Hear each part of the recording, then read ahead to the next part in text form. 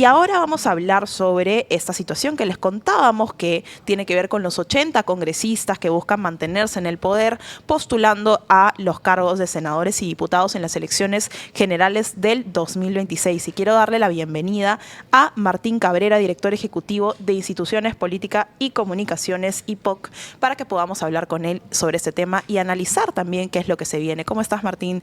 Muy buenos días. ¿Qué tal, Martín? Gusto saludarte. Hola, buenos días, ¿cómo están? Un gusto verlas nuevamente y saludarlas. Muchas gracias, Martín. Queríamos empezar por este tema, ¿no? Este dato justamente de los 80 congresistas que están buscando ir al Senado y a ser justamente diputados, ¿no? Al Congreso en este caso, o a la Cámara Baja, ¿no? Se va a restablecer finalmente el Congreso bicameral, vamos a ver estas nuevas funciones. ¿Es positivo tener justamente a estas 80 personas, estas 80 congresistas que ya tienen, digamos, la experiencia en el sector público, buscando estos puestos? ¿Cómo ves la situación? Sí, yo quiero empezar diciendo algo que puede sonar políticamente incorrecto en estos tiempos, ¿no? Que me parece muy bien. O sea, en principio me hace muy feliz que sean varios los que intenten reelegirse. ¿Por qué? ¿Por qué? En principio, porque si ya nos cuesta mucha plata tener lo que tenemos en el Congreso, estos patas ya saben algo, pues. Nos va a costar muchísima más plata tener otros cuya curva de aprendizaje probablemente les tome 6 meses, y eso porque ahora con un nuevo sistema, un nuevo modelo parlamentario con 2 cámaras, la vaina va a estar bien complicada. Empiezo diciendo eso, o sea, acá no hay ningún juicio de valor, porque si ya entramos a ver los perfiles, cada quien puede tener sus preferencias, puede tener por ahí sus incomodidades, de ver ciertos rostros persistentes, algunos con posiciones muy duras, muy para la derecha el conservadurismo, muy para la izquierda el radicalismo, u otros simple y sencillamente populares al extremo. Pero quería empezar diciendo eso. ¿Por qué? Y si me permite, para redondear la idea, ¿por qué? Sí. Porque tenemos esto, la posibilidad de que 80 se puedan reelegir, sea como diputados o como senadores. Tenemos esto versus aquello en lo que nos venimos convirtiendo. Hemos pasado prácticamente de ser un país con una política partidaria a ser un país con una política de franquicias, ¿no? Donde billetera mata candidato bueno, ¿no? En donde hoy más que nunca, hoy el Senado se termina convirtiendo en algo así como el búnker VIP, porque es lo único que puede sobrevivir a cualquier catástrofe de la política peruana. Y que además, Martín, históricamente, y para los que no recordamos, vamos a hablar en primera persona porque era muy chiquita cuando pasó todo esto. Yo ni había nacido. Pero lo que pasa ahí es también que el Senado siempre ha tenido una función, digamos, o ha albergado a los congresistas más experimentados, más reflexivos. No es que cualquiera entraba al Senado, ¿no? Y en este caso es un Senado un poquito diferente, ¿no? Ahí vamos a la segunda parte, ¿no?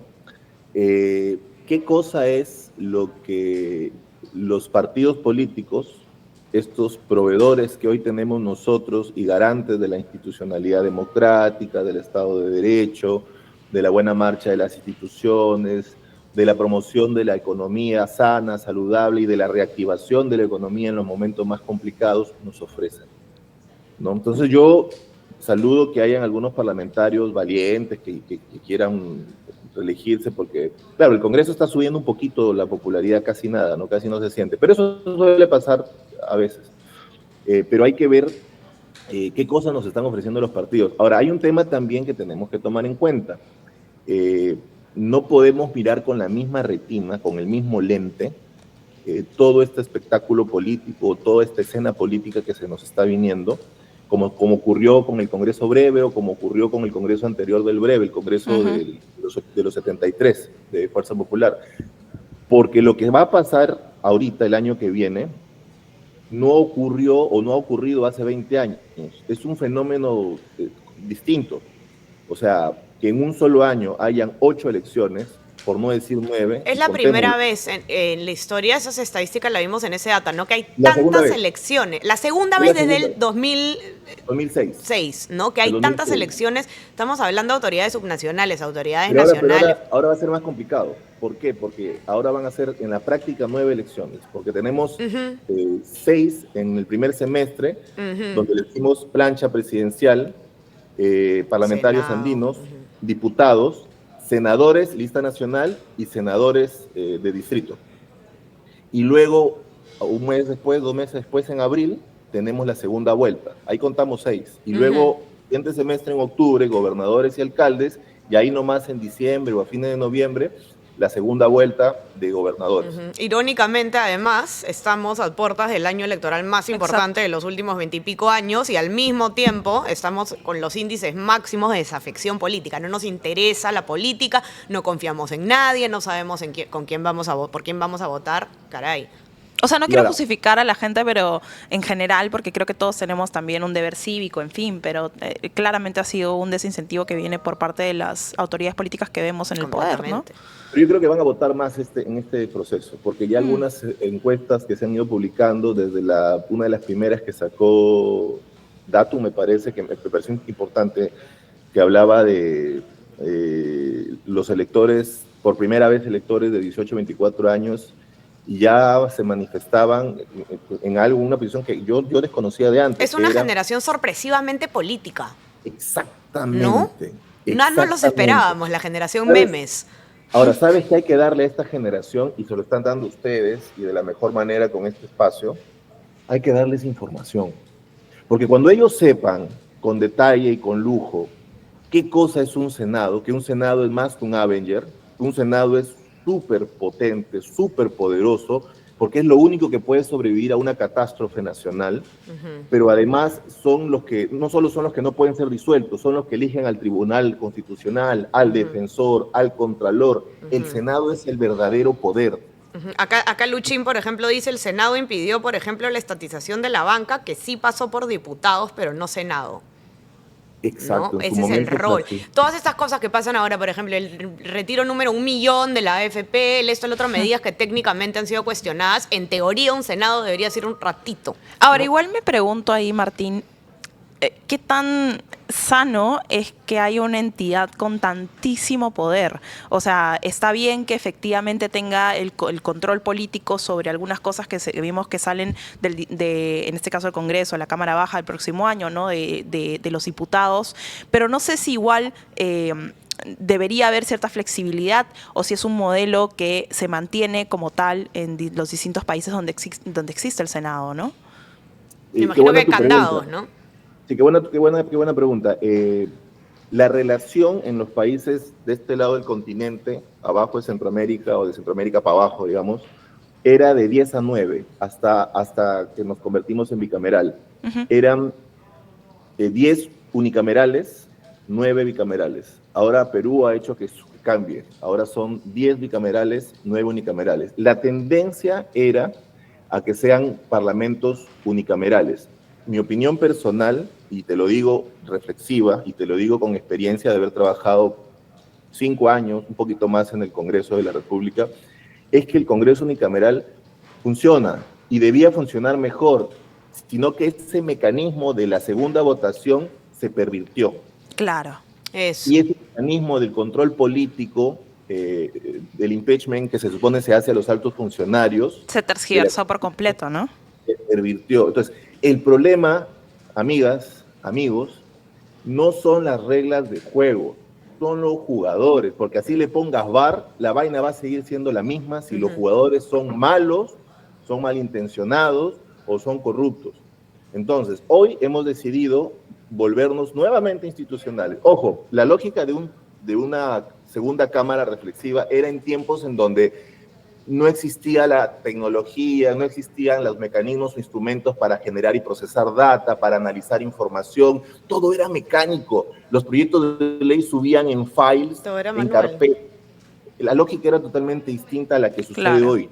Ahora, una cosa más que también hay que tener en cuenta, el Congreso al año, porque así es nuestro modelo, digamos, en Chile, por ejemplo, los proyectos de ley ingresan por mesa de partes luego se derivan a igual a oficialía, pasan al pleno para aprobarse la admisión. O sea, es la asamblea, el pleno y una lista enorme de proyectos. Se han presentado 45 proyectos de ley. Los que están a favor levanten la mano, admisión, se admite a trámite y después pasan a la comisión. Acá no. Acá el proyecto de ley ingresa por mesa de partes, el funcionario, el servidor público de carrera de 30 años del Congreso es el que le pone el número y el proyecto entra de frente a la comisión a ser estudiado. En Chile, en la comisión se arma un pequeño comité que lo va a estudiar con un ponente y se arma la vaina, el debate y le sacan el ancho al proyecto, lo despluman ahí y eso luego pasa al pleno y nuevamente el pleno decide si lo mete en agenda o no. Acá no, acá el proyecto desde el escritorio del congresista que lo firmó prácticamente pasa directamente a la comisión. ¿Por qué comento esto? Porque ya lo ha dicho Martín Hidalgo también en varios informes. El flujo de ingreso de cantidad de iniciativas legislativas en este país está por alrededor de los 1.500 por año. Y la salida, o sea, ¿cuántos de estos se pueden convertir en ley por año? No son más de 200, 250. ¿Y cuántos dictámenes? Alrededor de 500, 400, y eso. Porque y es una sobreproducción, digamos, ahora, que tampoco es súper útil, ¿no? No, y que la gran mayoría además son normas declarativas. Exacto. Es decir, que no sirven de nada, hay que decirlo. Ahora, imagínense esto, ¿no? Eso hacen los congresistas que son diputados, ahora van a ser diputados. Si ellos van a seguir teniendo la posibilidad de meter por mesa de partes 2.000 proyectos al año, van a volver locos a los senadores. Entonces, no hemos cambiado absolutamente nada. O sea, ese es un problema que ha quedado sin solución, digamos, ¿no?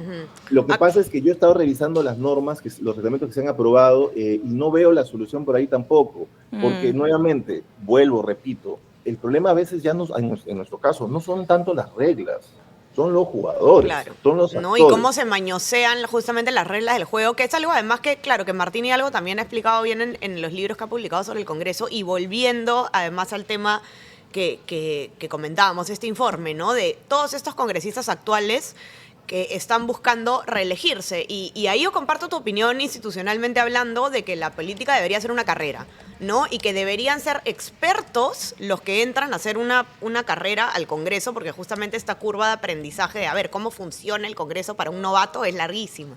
Para un senador, o sea, es entrar a jugar a las grandes ligas, ¿no? Es entrar a la selección y estás entrando sin saber.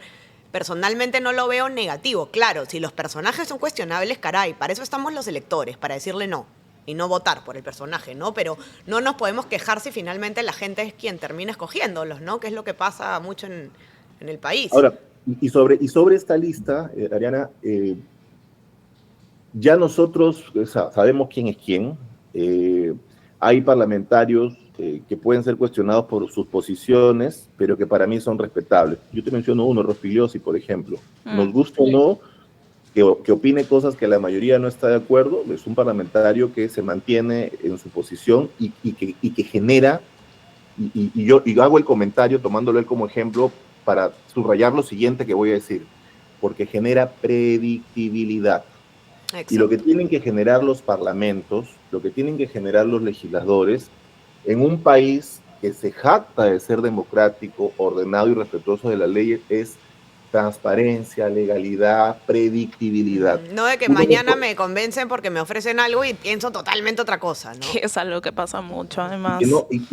Exacto, y lamentablemente este Congreso, si tiene un signo, una señal, digamos, ahora ya se ha estabilizado, ya el Congreso está más tranquilo, digamos. Claro. Nos tiene menos sobresalto este Congreso, pero cuando empezó el Congreso, ni bien cayó Castillo, nadie sabía nada, nadie sabía por dónde podía salir la bala, nadie sabía por dónde caía la piedra, nadie sabía qué podía pasar.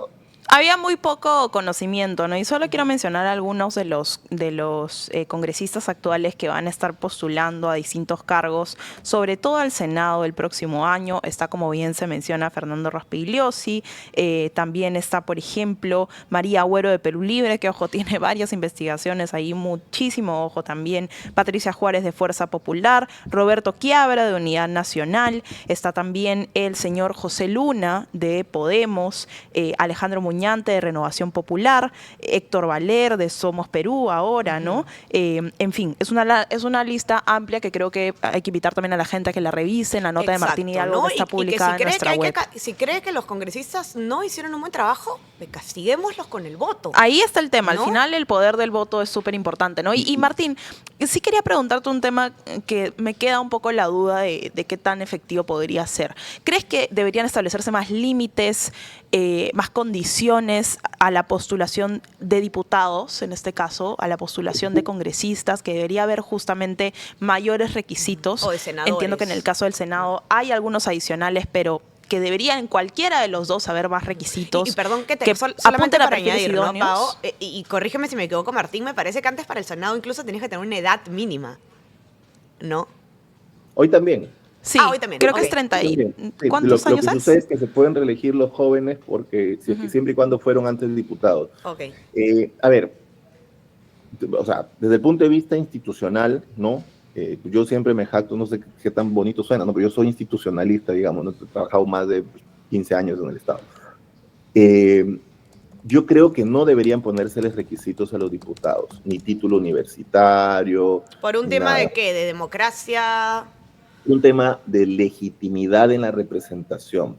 ¿Dónde está el truco o dónde está el problema? Que a nosotros nos ha ido muy mal, porque esa legitimidad de la representación funciona cuando la organización política juega con las reglas claras y no hay dedocracia o no hay franquicia, no hay plata de por medio. O sea, donde efectivamente la representación, legítima representación de un potencial candidato responde a su poder social, a su capacidad de dirigir, a su liderazgo, a su capacidad de conectar con la gente de su distrito electoral. Eso no ha estado funcionando en este país. No digo que no han habido congresistas legítimamente elegidos porque de verdad han representado, y hemos tenido los casos de siempre, la congresista Arpasi en su momento, que fue muy maltratada y fue discriminada en el Parlamento, y hay que decirlo, pero fueron parlamentarios que sí fueron legítimamente elegidos. Yo no creo que se deben poner valladares ahí.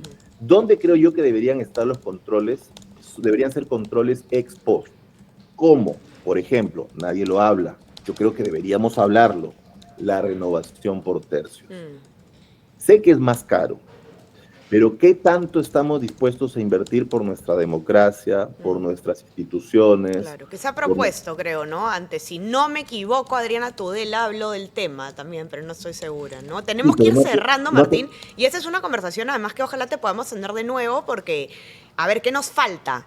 ¿No? O sea, ¿qué hemos hecho hasta ahora y qué nos falta? Sin duda te vamos a tener también.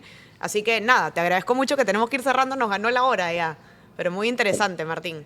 A ustedes muchas gracias, Sí. Yo las sigo, las felicito. O sea, Gracias, son igualmente te espacios seguimos. súper importantes. Gracias. Gracias, Martín.